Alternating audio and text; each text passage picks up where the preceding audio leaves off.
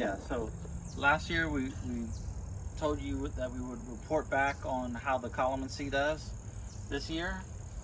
This one did pretty well. It had kind of died back in this over the winter, and I mean this year it started from like about this tall. I think you could probably, I don't know. There's a little nub down there, but yeah, it started pretty low, and it grew up this tall. So the other one that grew, this one started a little bit later in the spring, and it grew. Actually, this one kind of early summer mostly, and it grew just a little bit. It's kind of shaded all day. The surprise was this one. I thought this one was dead, and you can kind of see, where is it at? There's a little nub down here where I just trimmed it because I thought it was completely dead, but it actually came back alive. And we're in Georgia, we're in Atlanta, Georgia, and I'm very surprised because this thing I thought was completely dead.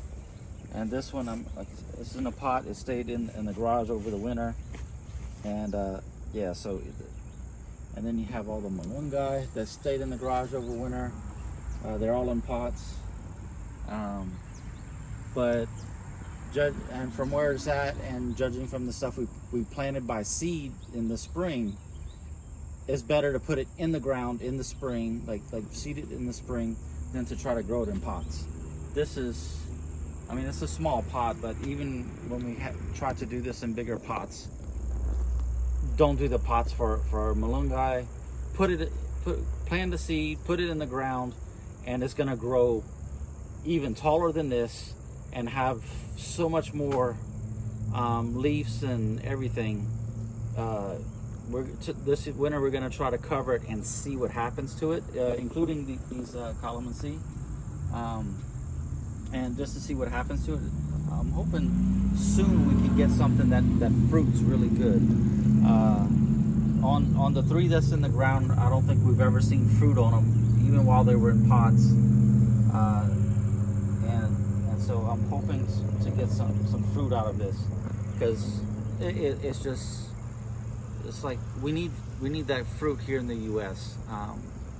And so far the only people that I've seen that had it, they had it from the store and it has a few fruits on it, but I've never seen them grow it large enough, like into a full mature plant.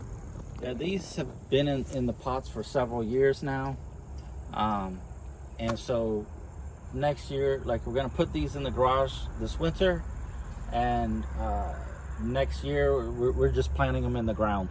I don't think we're gonna care if they die, like live or die, you know, because we know that if we plant it straight from seed, it's gonna have a better harvest than what we have here. These are some dome covers for plants. They have this cover on it to where you can plug up the holes at the top. So this is the domes that we're going to use to cover some of our plants, and hopefully they'll last through the winter and without having to put them in the garage, because that's a pain in the butt.